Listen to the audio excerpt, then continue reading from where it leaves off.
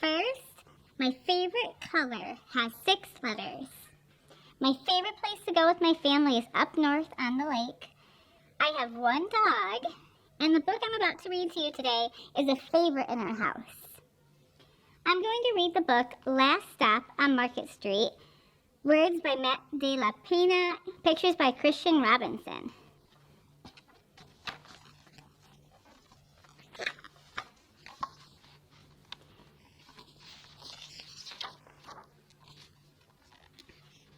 CJ pushed through the church doors, skipped down the steps.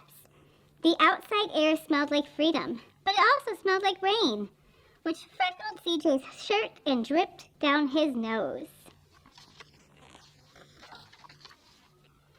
He ducked under his Nana's umbrella, saying, "How come we gotta wait for the bus in all this wet?" "Trees get thirsty too," his Nana told him. "Don't you see that big one drinking through a straw?" CJ looked for a long time, but never saw a straw. From the bus stop, he watched water pool on the flower petals, watched rain patter against the windshield of a nearby car. His friend Colby climbed in, gave CJ a wave, and drove off with his dad. "Nana, how come we don't got a car?" "Boy, what do we need a car for? We got a bus that breathes fire and old Mr. Dennis who always has a trick for you." The bus creaked to a stop in front of them. It sighed and sagged, and the doors swung open.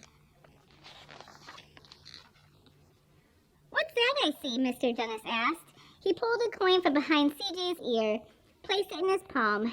Nana laughed her deep laugh and pushed CJ along. They sat right up front. The man across the way was tuning a guitar. An old woman with curlers had butterflies in a jar. Nana gave everyone a great big smile and a good afternoon. She made sure CJ did the same. The bus lurched forward and stopped, lurched forward and stopped. Nana hummed as she knit. "How come we always gotta go here after church?" CJ said. "Miguel and Colby never have to go nowhere." "I feel sorry for those boys," she told him. "They'll never get a chance to meet Bobo or the Sunglass Man. And I hear Trixie got herself a brand new hat." CJ stared out the window, feeling sorry for himself. He watched cars zip by on either side, watched a group of boys hop curbs on bikes. A man climbed aboard with a spotted dog. CJ gave up his seat. "How come that man can't see?" "Boy, what do you know about seeing?" Nana told him. "Some people watch the world with their ears." "That's a fact. Their noses, too," the man said, sniffing at the air. "That's a mighty fine perfume you're wearing today, ma'am." Nana squeezed the man's hand and laughed her deep laugh. 2 older boys got on next. CJ watched as they moved on by and stood in the back. "Sure wish I had one of those," he said. Nana set down her knitting. "What for?" "You got the real live thing sitting across from you. Why don't you ask the man if he'll play us a song?" CJ didn't have to. The guitar player was already plucking his strings and beginning to sing. "To feel the magic of music," the blind man whispered. "I like to close my eyes." Nana closes her too. She did. So did CJ and the spotted dog. And in the darkness, the rhythm lifted CJ out of the bus, out of the busy city. He saw sunset colors swirling over crashing waves, saw a family of hawks slicing through the sky, saw the old woman's butterflies dancing free in the light of the moon. CJ's chest grew full, and he was lost in the sound, and the sound gave him the feeling of magic. The song ended and CJ opened his eyes. Everyone on the bus clapped, even the boys in back. Nana glanced at the coin in CJ's palm. CJ dropped it in the man's hat. "Last stop on Market Street," Mr. Dennis called. CJ looked around as he stepped off the bus, crumbling sidewalks and broken down doors, graffiti-tagged windows and boarded up stores. He reached for his Nana's hand. "How come it's always so dirty over here?" She smiled and pointed to the sky. "Sometimes when you're surrounded by dirt, CJ, you're a better witness for what's beautiful." CJ saw the perfect rainbow arching over the soup kitchen.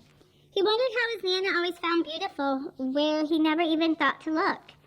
He looked all around them again, at the bus rounding the corner out of sight, and the broken street lamps still lit up bright, and the stray cat shadows moving across the wall.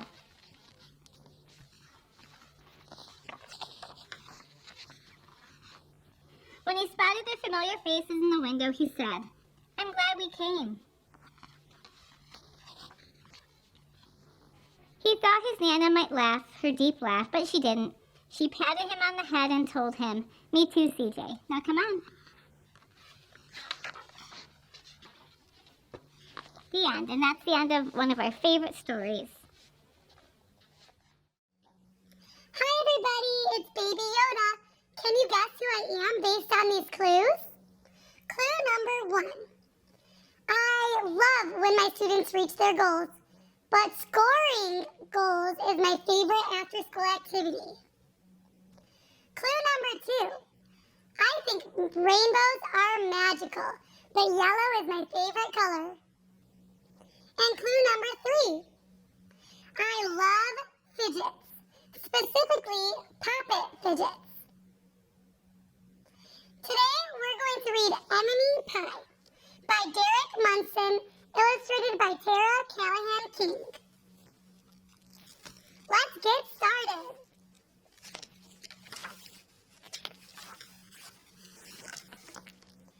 It should have been a perfect summer.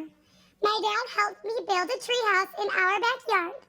My sister was at camp for 3 whole weeks, and I was on the best baseball team in town. It should have been the perfect summer, but it wasn't.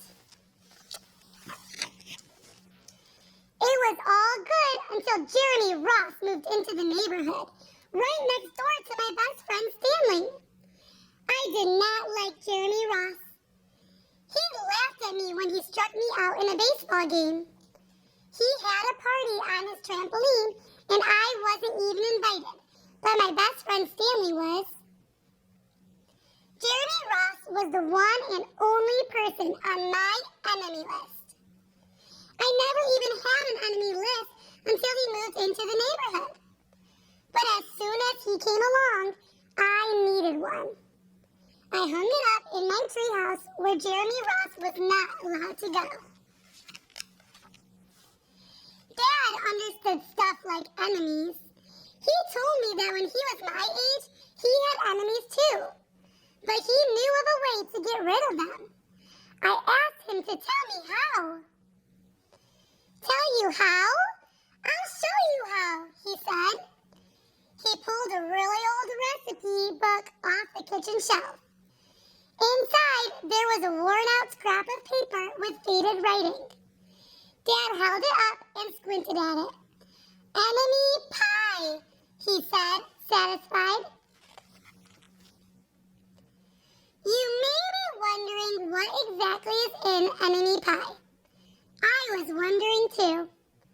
But Dad said the recipe was so secret he couldn't even tell me. I decided it must be magic.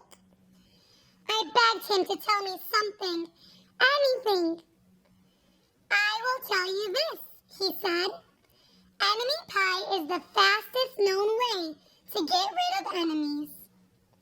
Now, of course, this got my mind working. What kind of things, disgusting things, would I put into a pie for an enemy? I brought Dad some weeds from the garden, but he just shook his head. I brought him earthworms and rocks, but he didn't think he'd need those. I gave him the gum I've been chewing all morning. He gave it right back to me. I went out to play alone. I shot baskets until the ball got stuck on the roof. I threw a boomerang that never came back to me. And all the while, I listened to the sound of my dad chopping and stirring and blending the ingredients of enemy pie. This could be a magical summer after all. Enemy pie was going to be awful. I tried to imagine how horrible it must smell, or worse yet, what it would look like.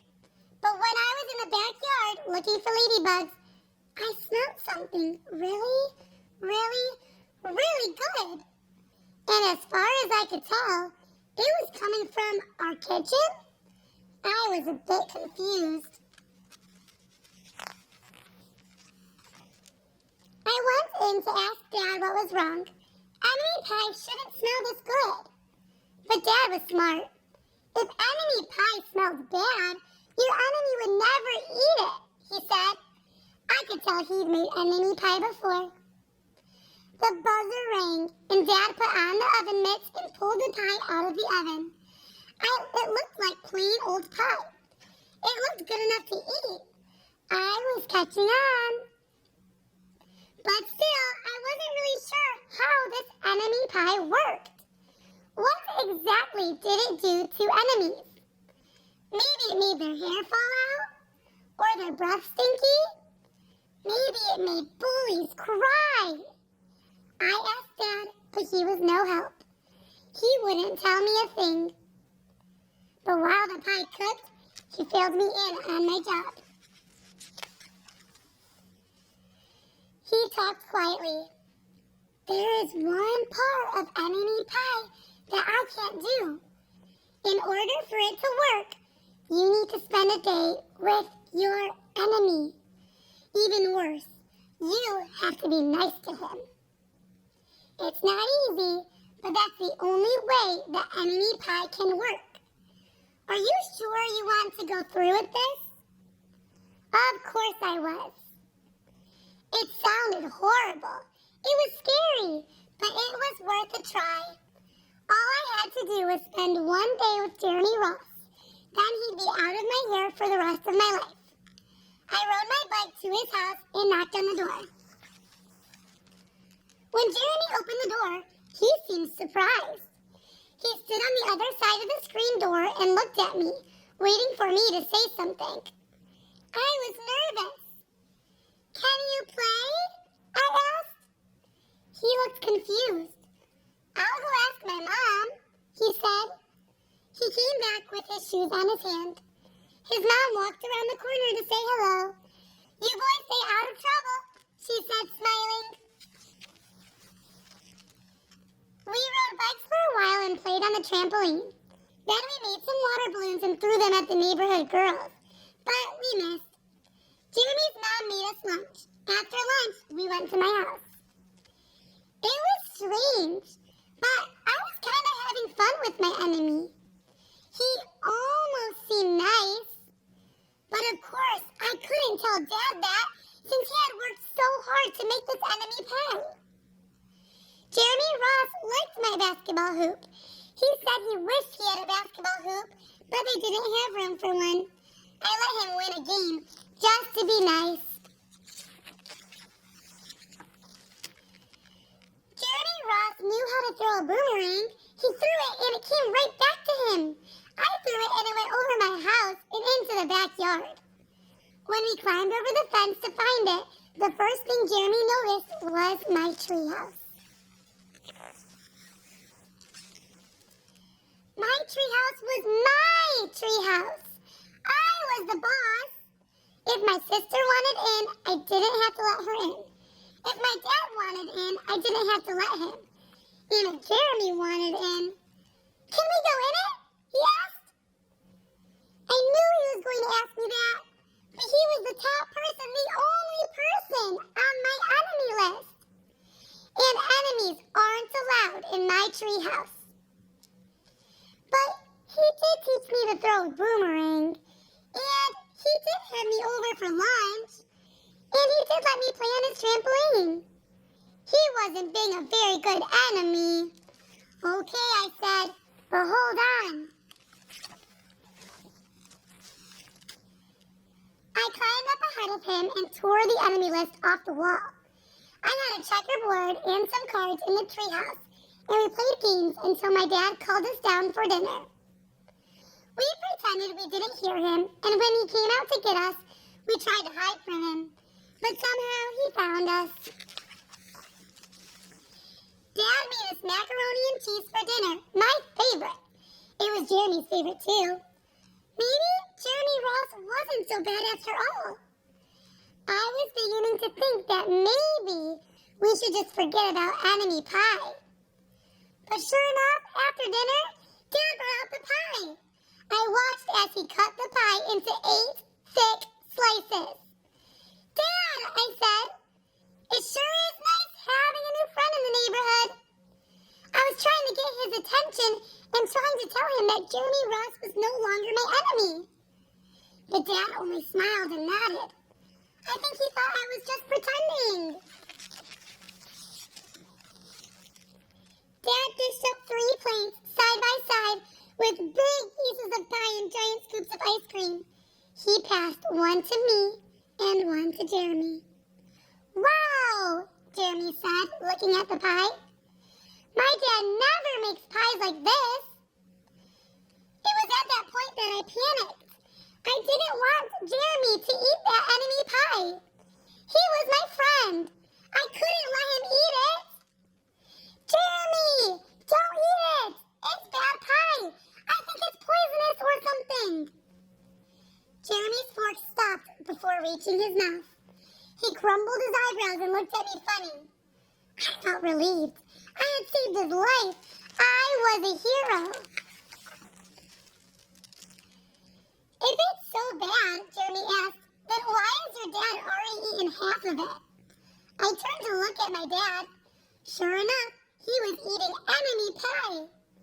Good stuff, he mumbled through a mouthful. And that was all he said. I sat there watching them eat enemy pie for a few seconds. Dad was laughing. Jeremy was happily eating, and neither of them was losing any hair. It seemed safe enough, so I took a tiny taste. Enemy pie was delicious. After dessert, Jeremy rode his bike home, but not before inviting me over to play on his trampoline in the morning. He said he'd teach me how to flip. As for enemy pie, I still don't know how to make it. I still wonder if enemies really do hate it, or if their hair falls out, or their breath turns bad. But I don't know if I'll ever get an answer, because I just lost my best enemy. I hope you guys enjoyed the book. Find out who I am soon. Hello, I'm the bouquet. One clue about me is I used to work in a school that is not an elementary school. Another clue about me is I play an instrument. And the last clue about me is I get to see all of the kids at Harlan all of the time. Today, I'm going to be reading The Paper Bag Princess, written by Robert Munch and illustrated by Michael Marchenko.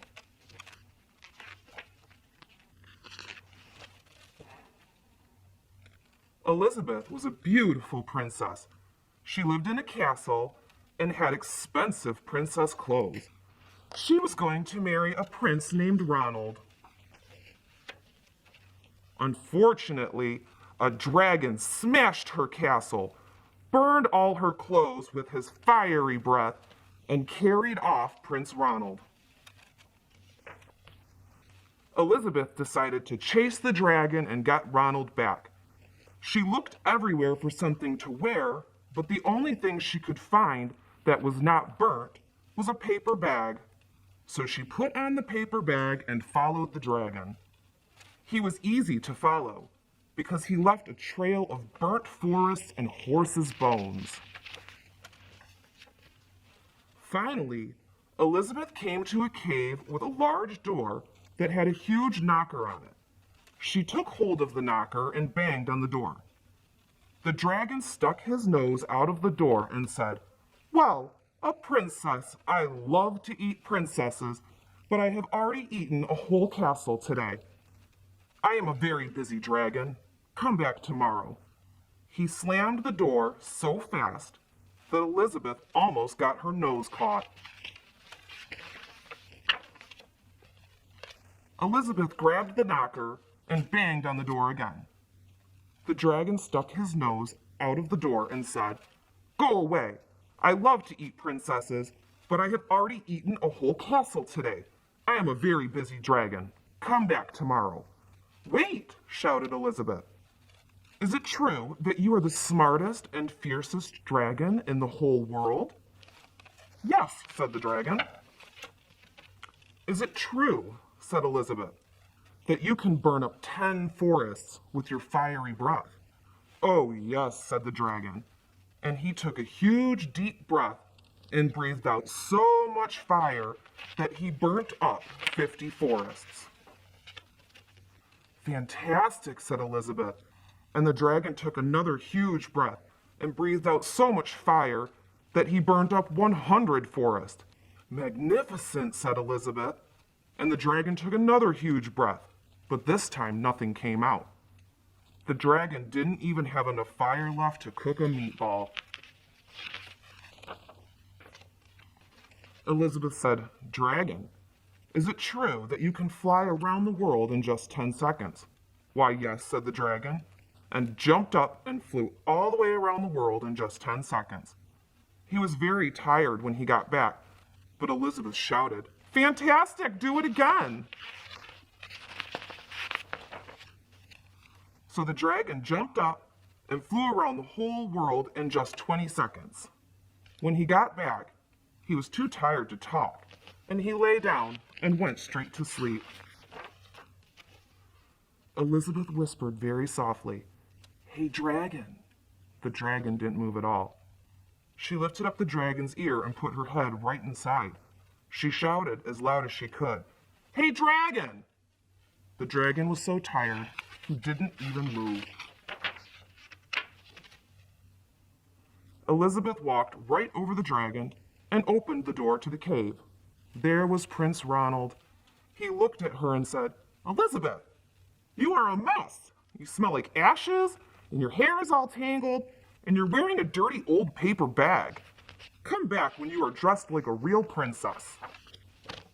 Ronald, said Elizabeth, your clothes are really pretty, and your hair is very neat. You look like a real prince, but you are a bum. They didn't get married after all. The end. I hope you enjoyed the book. Have a great night. Hi, Harlan Huskies. I'm the cool cat. Here are some interesting facts about me. I have 3 babies, but only one can talk. You might hear me walking through the halls of Harlan. And one thing you might not know about me is I am really good on a pogo stick. Today I'm going to read a story called The Prince and the Witch and the Thief and the Bears.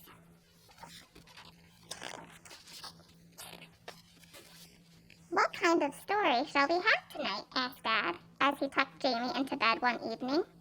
A made-up one, said Jamie, with a prince and a bear and a witch and more bears. All right, said Dad. Why not? This, said Dad, is a story called The Prince and the Witch and the Thief and the Bears by Jamie's dad.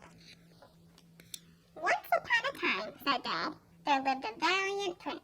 He was a brave and noble prince, and he lived in a far-off kingdom where he... How far off? Asked Jamie. What? Asked Dad. How far off was the kingdom? The kingdom, said Dad, was far, far away, on top of the highest mountain in the world, Mount really, really tall, where fierce bears and dragons and wolves prowl. How fierce were the bears? Asked Jamie. Very fierce, said Dad. Enormous and shaggy, with thick matted hair and vicious claws as big as your head. So how did the prince get past the bears then? He climbed on the cliffside where the bears couldn't reach, said Dad. Wow, said Jamie. With his horse as well? Yes, said Dad. He carried his horse on his back. Wow, he was very strong, said Dad. So, said Dad, there was this prince, and he was very brave, and one day he set off to rescue a beautiful princess. Why couldn't the princess rescue the prince? Complained Jamie. Mom says princesses in stories are rubbish. Well, in this story it's the prince. I want it to be the princess, said Jamie. All right, replied Dad. Why not? The very brave princess set off. No, actually I want the prince, said Jamie. The prince, exclaimed Dad, set off to rescue the princess. The princess was a prisoner in a dark tower at the edge of the forest. She was being held there by her wicked aunt, who was really a witch with an evil eye. How evil? So evil that it could turn you into stone, said Dad. Or jello? Asked Jamie. No, stone. But maybe jello sometimes? Well, okay, yes, sometimes, said Dad. Good, said Jamie. I like jello. The witch had locked the princess up in a tower. Why did she do that? She did it to set a trap for the prince. The witch hated the prince because he'd laughed at her only friend, a tiny green frog, just as big as your thumb, who lived in the folds of the witch's cloak. And so it was that the prince rode for many miles until he reached the tower, a terrible, awful place called Castle Broccoli, said Jamie darkly. Castle Broccoli. I don't like broccoli, muttered Jamie. At the top of the disgusting, hideous Castle Broccoli, the prince looked for the princess, but before he could rescue her... The witch caught him, shouted Jamie. The witch caught him, agreed Dad. And they had a fight, shouted Jamie. And they had a fight, agreed Dad.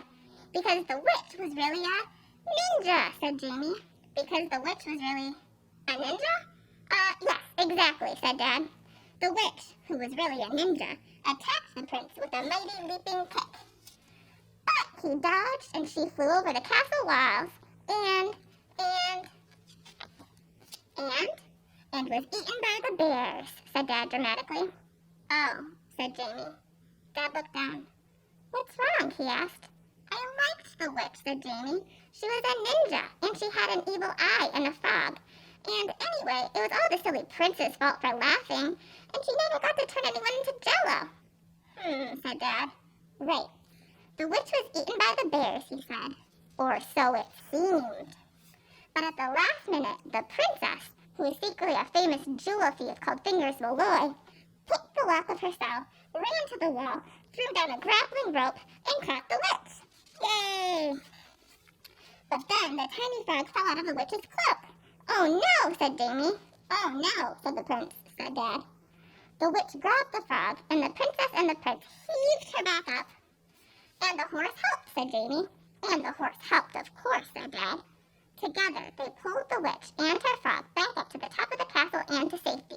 Hooray! The witch was so grateful to them for rescuing her frog that she said sorry for capturing the princess. And the prince said sorry to the witch for laughing at her frog. And then the prince and the princess, who was secretly the jewel thief Fingers Malloy, set off home for their next adventure. As night fell and the stars twinkled over the land of Mount Really Really Tall, the witch tucked the frog back into the folds of her cloak, where it was nice and warm. Dad tucked Jamie under the covers. How warm? Asked Jamie, blinking sleepily. As warm, said Dad, as a lovely warm bug, snuggled up in a rug with a hug from his dad who loves him. How much, murmured Jamie? As much, whispered Dad softly, as your daddy loves you. Daddy, whispered Jamie. Yes? What about the bears? Don't worry, said Dad. We'll find out about them tomorrow. And he kissed Jamie goodnight and left him to dream. All right, Huskies, that's my story. Good luck guessing who I am. Hi, Harlan Huskies. I'm going to read you a book today, but before I do, I want to give you some clues as to who I am. When it's cold, you can find me curled up inside with a good book or a puzzle. When it's warm, you can find me hiking in the national parks. But in any weather, you can find me in the happiest place on earth. Our story today is called Tiny T-Rex and the Impossible Hug. Hello, Pointy. Are you okay? No. Today I feel sad. I do not want to play. Tiny T-Rex and the Impossible Hug. I have tiny arms. It is very difficult to hug with tiny arms. Each day I am growing taller, but my arms are still tiny. Hugging almost seems impossible for a Rex as tiny as me, but I will try anyway. Pointy needs me. Where is my father? I will ask him for advice. Hello, Father. Rexes are thinkers, not huggers. Perhaps, instead of hugs, mathematics might be the answer to your problem. Pointy does not like math. Math will only make Pointy feel worse. Hello, Auntie Junip. I have a problem. I must learn how to hug, but my arms are too tiny. I have found that the balance is the key to every problem. Balance and freshly squeezed cucumber juice. That is disgusting. I will ask my mother for help instead. I have fallen, and now I am lost. I do not think I will find my mother in here. Hello, Mother. It's okay if you can't hug, Tiny. You are good at many other things. You are kind and creative and braver than most. You are tiny, but your heart is big. I cannot hug with my heart, Mother. I must learn to hug with my arms. Hello, sister. Hello, brother. Please help me. Hugging is very difficult. We'd love to help, Tiny. To do the impossible, you must plan and practice. Practice, practice, practice. Thank you, Trixie and Rory. That is good advice. I will plan my strategy. I will get stronger. I will practice very hard. I will practice my hugs on everything. I will not practice on that anymore. I am almost ready. I will practice one more time. When I am done, I will find my friend. This tree is very big, like Pointy. I will hug it. This is not a tree. I have made a mistake. Please help. From up here, everything looks tiny, like me. I could hug anything I wanted. Now I am falling. I should not have let go. Now I will never find Pointy. Hello, Pointy. Hello, Tiny. I am here to make you feel better. I have practiced very hard and hugged many things. My arms are still tiny, and my hugs are still tiny, but I will do my very best because you are my very best friend. Thank you, Tiny. That was the biggest hug ever. The end. All right. Hi, Harlan Huskies. I'm here to share a story with you today. But first, I'm going to give you some clues so that you can try and guess who I am. First, my favorite drink is Diet Dr. Pepper. Second, I have a black lab named Rosie who loves running in the snow. And third, you might see me when you visit one of your specials classes. I definitely see you in your class every time you arrive and leave the room. And now for my story. This book is called Strange Planet, The Sneaking, Hiding, Vibrating Creature by Nathan W. Hyle.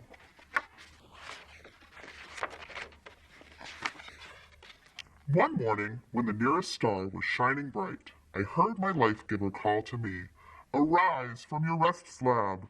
It's time to start the day." "There are crisscross floppers on the table," my life-giver says to me. I wonder what they mean. As I pour sweet sauce on top of the flopper, my life-giver's voice gets low. "There is a creature prowling around our home. It is covered in thousands of soft fibers, and its mouth stones are sharp. Today, we embark on a quest to learn more about this creature. We will use these distant observers to study its behaviors. Then, we will use the ink cylinder to record our observations in our creature observations document. Finally, we will use our bodies to mimic the creature. This will teach us how many amazing things the creature can do." We begin the quest, but we cannot observe the creature. Do you observe it? I do not. "Where is it?" we ask and search all around us. Oh, I see it. Do you see it? Finally, we observe the creature. The creature was hiding behind the star block fabrics. We record our first observation. The creature can hide in tiny spaces. When we try to do that, we are still visible. I observe you. Oh no. Suddenly, the creature jumps down and lands softly on the foot fabric. Then it sneaks across the floor without making a sound. The creature can sneak. When we try to do that, we are quite noisy. Can you hear me? I can hear you.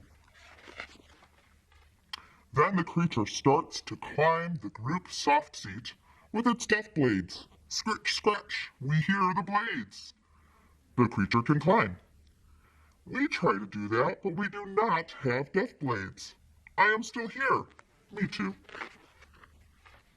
Next thing we know, the creature walks across a table and shoves a hydration cylinder off. Shove.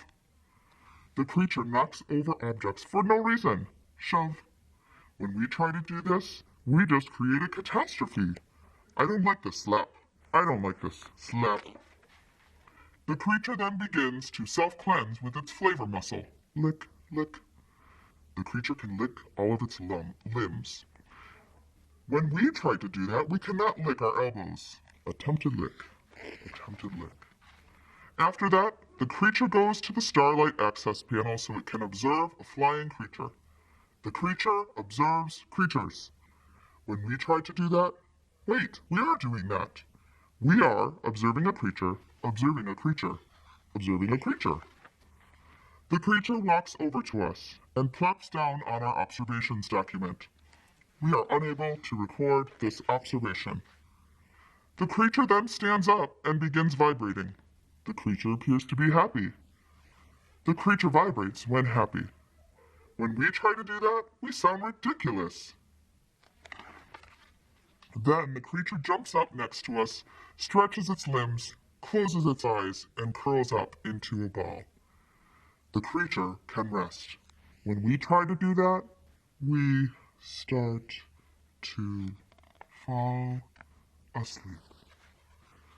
We saw the creature hide and seek and climb and shove and lick and observe and plop and vibrate.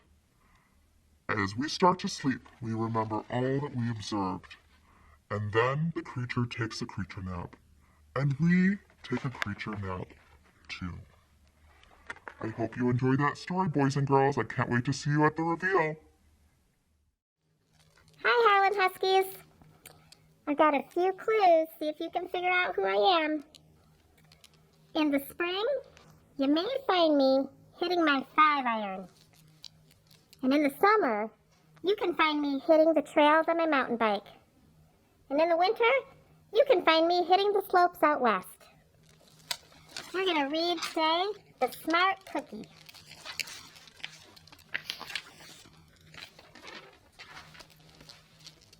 Greetings. I'm a cookie. I live in a bakery on a street corner near a river. Come on in. Welcome to our little community. It's a warm and supportive place to spend some time. Pretty fantastic, eh? These days, life is sweet, but my journey wasn't always a cakewalk. When I was younger, I couldn't have imagined fitting in here. For a long time, I didn't feel comfortable speaking up or sharing my ideas. I didn't feel like a smart cookie.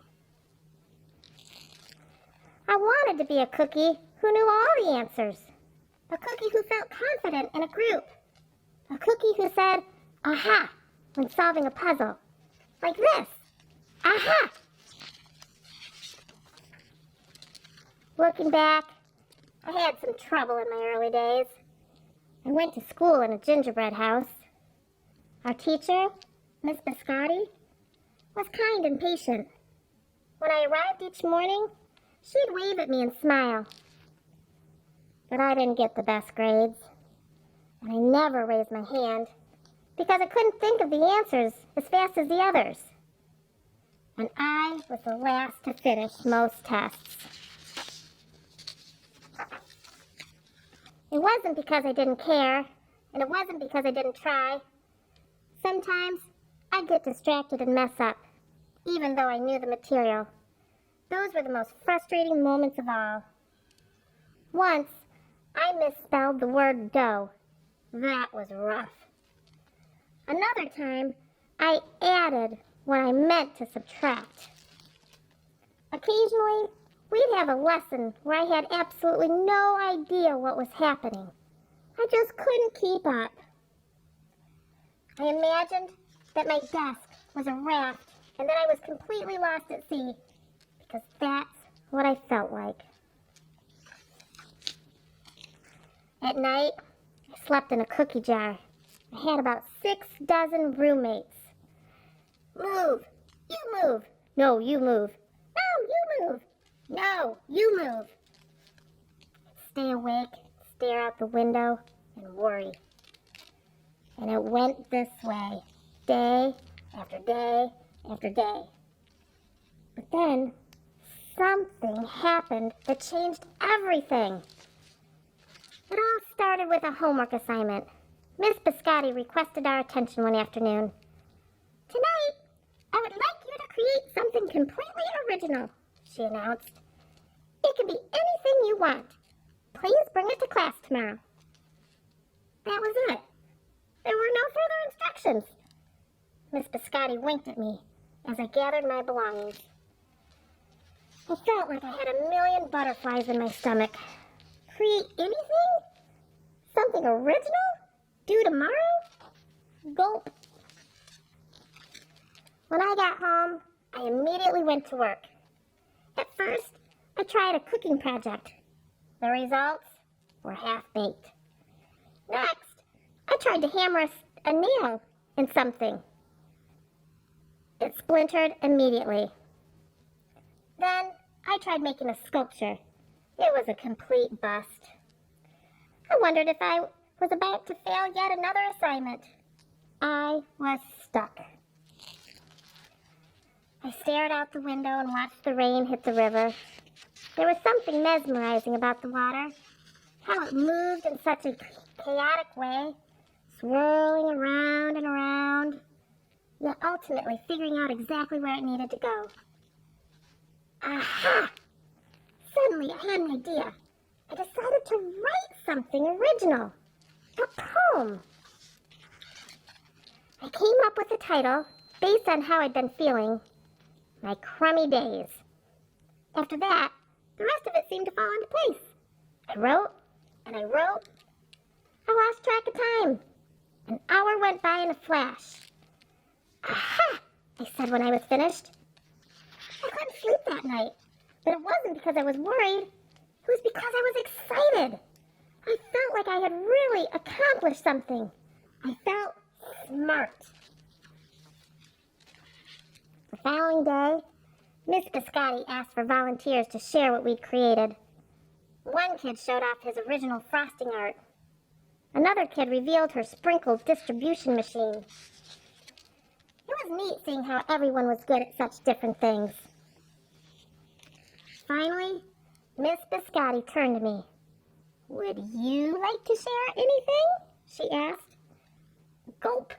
I gulped. I thought I'd probably crumble under the pressure. But I made my way to the front of the classroom. I noticed my hands were shaking. My mouth went dry. This poem is called My Crummy Days, I said, my voice cracking.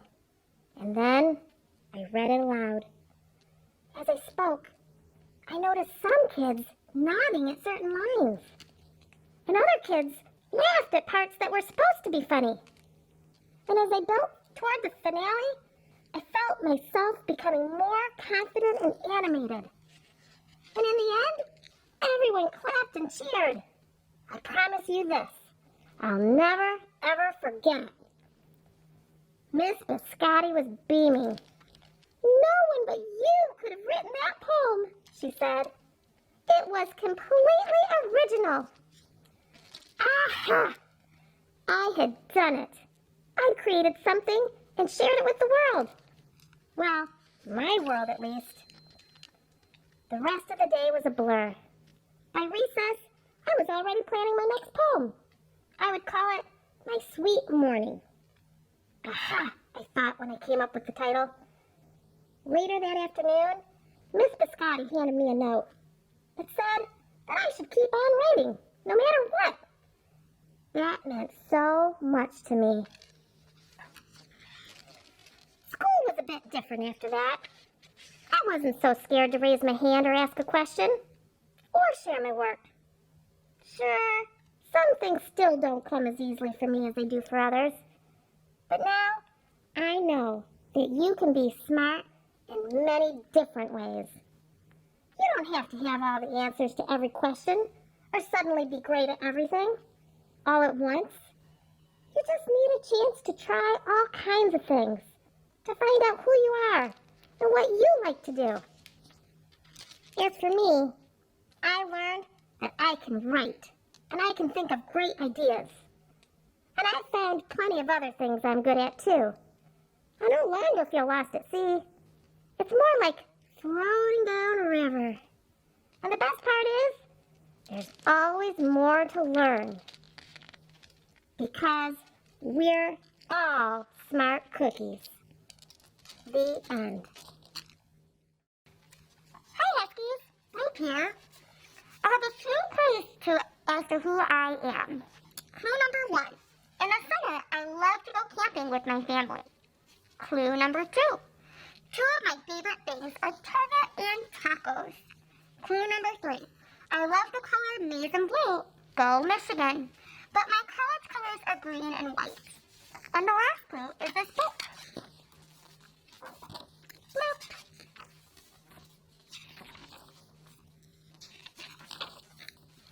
Training to be the next ruler of planet XYZ was hard work.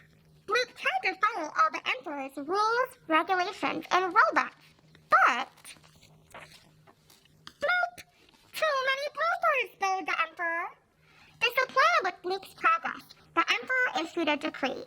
Luke had 1 week to conquer Earth and prove himself a worthy leader.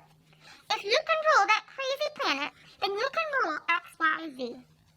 When Luke landed on Earth, he instantly knew who was in charge. Large creatures carried, traced, and scooped. They must be serving the superior bluff bombs. Take me to your leader. Woof, said one hairy creature. Bark, said the next. Grrr, the third just growled and refused to speak. Luke's takeover of Earth might take longer than expected. Luke staked out a spot to spy on these smoky creatures. He learned all their secrets, how they acquired their super speed, how they inspected their empire, and where they stored their priceless treasures. Aha! To be ruler, maybe Luke had to collect treasures. He stockpiled their most valuable belongings. He had to bow down to Bloop now. Instead, they just bow-wow-wowed. They were clever creatures indeed. They were everywhere, and so was their paralyzing interstellar slime. Time was running out. Bloop summoned the Emperor for advice. The Emperor's telegram bellowed, Bloop! Too many bloopers. You must pretend to be one of their kind.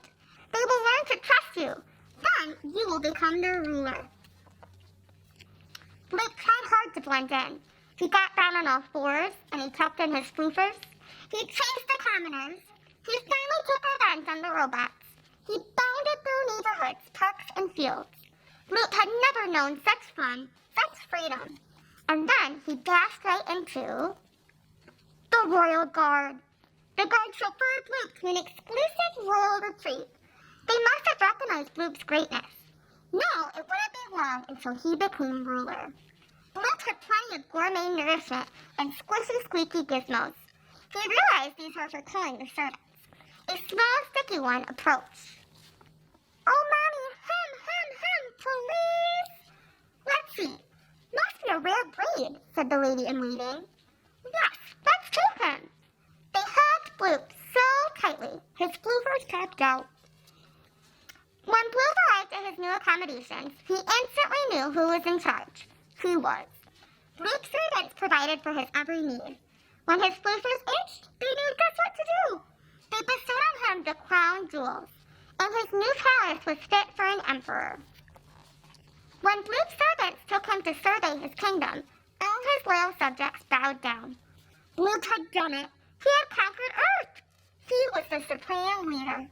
The emperor summoned Bloop. Mission accomplished, Bloop. Return to planet XYZ ASAP. Your kingdom awaits. Bloop had a tough time packing his treasures. The royal footman kept drawing them far, far away. But Bloop liked the chase. And afterward, he relished the rewards. This planet dazzled Bloop. Earth boasted fantastic riches, including something called bacon. What a way to live.